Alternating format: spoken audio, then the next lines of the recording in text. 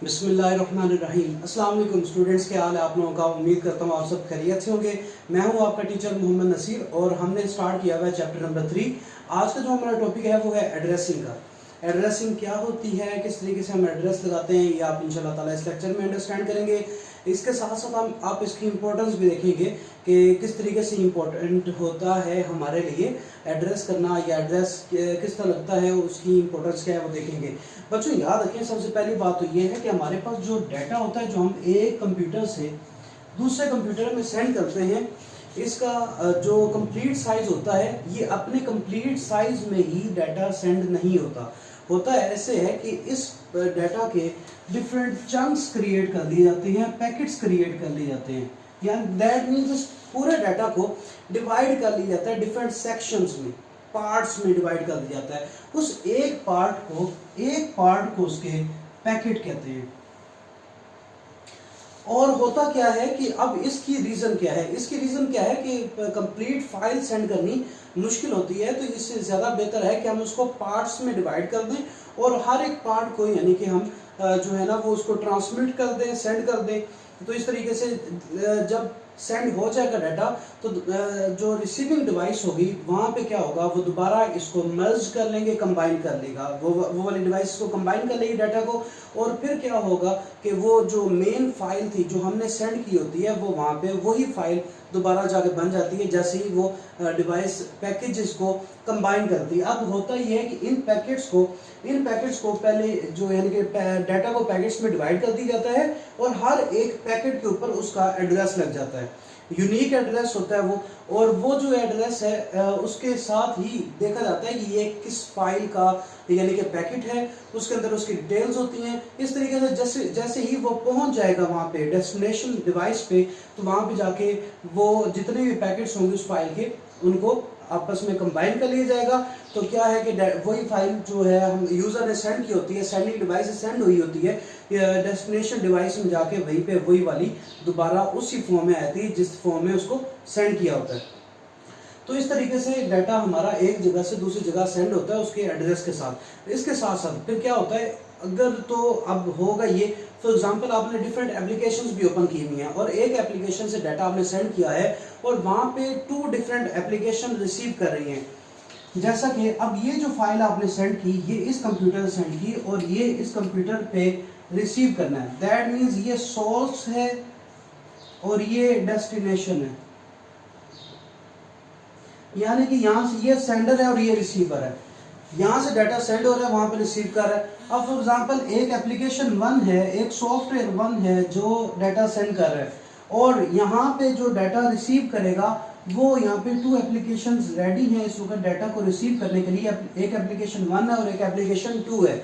तो अब क्या होगा, कैसे वो जो डेस्टिनेशन डिवाइस है वो कैसे उसको डिस्टिंग्विश करेगी, उसको अंडरस्टैंड करेगी कि भाई मैंने ये वाला जो डाटा है ये किस एप्लीकेशन को प्रोवाइड कर रहे हैं, कौन सी एप्लीकेशन कौन सा सॉफ्टवेयर उसको रिसीव करेगा। उसके लिए क्या होता है कि इस फाइल के साथ इन पैकेट्स के साथ क्या होता है कि एक पोर्ट नंबर भी लगा दिया जाता है जो कि पोर्ट नंबर उस पर्टिकुलर एप्लीकेशन के लिए होता है। तो वहाँ पे जो हमारा कंप्यूटर है, जो डिवाइस है वो अंडरस्टैंड कर लेगा कि भाई ये पर्टिकुलर इस एप्लीकेशन ने सेंड किया है, तो इस एप्लीकेशन का एक पर्टिकुलर पोर्ट नंबर होगा जो कि उसके साथ असाइन कर दिया जाएगा। और वहाँ पे जाके जब डेस्टिनेशन डिवाइस तक पहुँच जाएगा हमारा डाटा, तो वहाँ पे जाके उसको पता चल जाएगा कि ये फर्स्ट सॉफ्टवेयर के लिए है या किसी भी पर्टिकुलर सॉफ्टवेयर के लिए है। तो इस तरीके से ये यानी कि डाटा हमारा एक जगह दूसरी जगह सेंड होता है, पैकेट्स बनते हैं और पैकेट्स के भी एड्रेस होते हैं। और उसके बाद जब यानी कि सेंड होता है तो उसके बाद एक पोर्ट नंबर भी असाइन करता है जो कि हेल्प करता है डेस्टिनेशन डिवाइस को या रिसीवर के लिए हेल्पफुल होता है वो अंडरस्टैंड करने के लिए कौन से सॉफ्टवेयर के लिए कौन सा सॉफ्टवेयर उसको रिसीव करेगा, ये कहाँ पे हमने उसको यूज़ करना है। दूसरी बात ये है कि इसकी इम्पोर्टेंस क्या है, तो याद रखें जब तक हम किसी भी डाटा को, किसी भी यानी कि फाइल को जब तक एड्रेस नहीं लगाएंगे तो सोर्स फाइल को पता नहीं होगा कि कहाँ पे उसने जाना है, उस सोर्स डिवाइस को पता नहीं होगा कि इस फाइल ने, इस डाटा ने किस डिवाइस तक जाना है। याद रखें जब भी आपने सेंड करना हो तो सोर्स डिवाइस और डेस्टिनेशन डिवाइस जो होती है, सेंडर और रिसीवर दोनों का एड्रेस का आइडिया होना चाहिए। और यहाँ से ही फिर पता चलता है कि ये एक तो जाना किस डिवाइस पे है और जहाँ पे पहुँच जाता है डाटा वहाँ पे ये भी पता चलना चाहिए कि सोर्स कौन सा था, किस कंप्यूटर से आई है।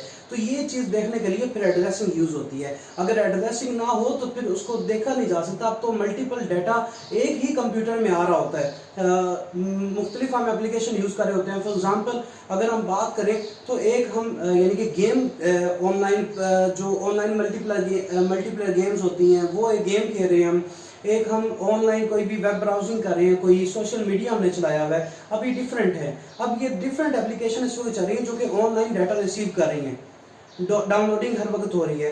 अब उसमें क्या होगा, कैसे पता चलेगा हमारे कंप्यूटर को, वो एड्रेसिंग के थ्रू ही पता चलेगा। जब तक प्रॉपर एड्रेसिंग नहीं होगी उस वक्त तक कंप्यूटर हमारा अंडरस्टैंड नहीं कर सकता ये कौन से सॉफ्टवेयर को डाटा प्रोवाइड करना है, कौन सा सॉफ्टवेयर उसको रिसीव करेगा। इसके बाद फिर हमारे पास टॉपिक आता है mapping between telephone addressing and network addressing. अब याद रखें एक चीज तो ये हो गई, दूसरी चीज ये है कि कौन सी डिवाइस उसको यूज करेगी। जैसा कि आप ये देखते हैं कि आप जब फोन करते हैं किसी को भी तो होता ही है कि उस बंदे का या उस मोबाइल का जो नंबर है वो आपको पता होना चाहिए। आपने किसी पर्सन को फोन करना है तो उसका फोन नंबर आपके पास होना चाहिए। उससे होता क्या है, अब याद रखें जो फोन नंबर्स होते हैं ना, फॉर एग्जांपल कोई भी नंबर है 0300 समथिंग लाइक दैट जो भी है, अब ये फोन नंबर जो है ये यूनिक होते हैं, हर एक का अलग अलग होगा। जैसे कि हाउस नंबर जो है या जो हाउस का एड्रेस होता है वो भी यूनिक होता है। सेम केस जो एड्रेस जो फोन नंबर होता है ये भी टेलीफोन नंबर भी हमारे पास यूनिक होता है। इस तरीके से ही हर एक डिवाइस को अलग अलग एक IP address, internet protocol address एक असाइन कर दिया जाता है जिसको आईपी एड्रेस कहते हैं। और वो जो एड्रेस होता है वो बताता है कि किस डिवाइस तक जाएगा। अब एक चीज यहाँ पे आप देखें, आपने तीन चीजें अभी तक एड्रेसिंग के पॉइंट ऑफ व्यू से आपने थ्री एड्रेस आपने अंडरस्टैंड किए। एक एड्रेस वो होता है जो पैकेट को असाइन होता है, एक एड्रेस वो होता है जो कि पोर्ट नंबर होता है, जो कि क्या होता है जिसके थ्रू एप्लीकेशन सॉफ्टवेयर अंडरस्टैंड होते हैं कौन सा सॉफ्टवेयर यूज करेगा। अब अगर हमने ये देखना है कि किस डिवाइस ने रिसीव करना है तो उसके लिए फिर क्या होती है, आईपी एड्रेसिंग होती है। तो याद रखें जैसा कि हमारे मोबाइल में मोबाइल नंबर होता है, इस तरीके से आईपी एड्रेस होता है किसी भी डिवाइस के लिए। जब भी कोई भी डिवाइस कंप्यूटर इंटरनेट यूज करती है या इंटरनेट पे आती है तो उसको एक यूनिक आईपी असाइन हो जाता है। और याद रखें हमारे पास जो आईपी एड्रेस है ये एक्चुअली टू टाइप के हैं। एक आईपी एड्रेस वो है जिसको हम फिक्स कर देते हैं और जो फिक्स हो जाता है वो चेंज नहीं हो सकता, उसको कहते हैं static IP address. For example आपने कोई भी एक एड्रेस रख दिया, अब जब भी कंप्यूटर हमारा इंटरनेट के थ्रू कनेक्ट होगा तो वो वाला उसका आईपी एड्रेस हमेशा वही रहेगा, कभी चेंज नहीं होगा। मशीन का एक तरह का जैसे हमारे पास एड्रेस होता है, इंटरनेट पे जब हमारा कंप्यूटर एक्सेस करता है इंटरनेट को तो उसका भी एक एड्रेस लग जाता है, उसको आईपी एड्रेस कहते हैं। आईपी एड्रेस अगर तो फिक्स हो, जब भी इंटरनेट यूज करेगा वही एड्रेस यूज होगा तो उसको कहते हैं स्टैटिक आईपी, उसको स्टैटिक आईपी कहते हैं। और लेकिन अगर हम स्टैटिक आईपी ना करें यानी कि आईपी एड्रेस अपना फिक्स ना करें कंप्यूटर का, तो उससे होता ये है कि जब भी हमारा कंप्यूटर इंटरनेट को एक्सेस करेगा तो उसको एक यूनिक और डिफरेंट यानी कि आईपी असाइन होगा। इसको कहते हैं डायनामिक आईपी। क्या कहते हैं इसको कहते हैं डायनामिक आईपी। तो याद रखें बच्चों ये हमारे पास दो तरह के आईपी एड्रेस होते हैं। सबसे पहले हमने अंडरस्टैंड किया एड्रेसिंग क्या होती है, एड्रेसिंग की इंपॉर्टेंस देखी हमने। एड्रेसिंग ना हो तो सोर्स और डेस्टिनेशन कंप्यूटर या डिवाइस का नहीं हमें पता चल सकता। और उसके बाद हमने देखा कि टेलीफोन और जो है हमारे पास आईपी एड्रेसिंग है या नेटवर्क एड्रेसिंग है, इनमें आपस में कंपैरिजन क्या है, ये आपस में रिलेट कैसे करते हैं। तो हमने देखा जैसे कि मोबाइल नंबर जरूरी होता है किसी भी मोबाइल को एक्सेस करने के लिए या उसके साथ किसी भी यूजर के साथ कम्युनिकेट करने के लिए थ्रू मोबाइल हमें उसका मोबाइल नंबर पता होना चाहिए। सेम केस एक दो मशीनों को एक दो कंप्यूटर को आपस में कम्युनिकेट करने के लिए ओवर द इंटरनेट इस्तेमाल करना पड़ता है आईपी एड्रेस।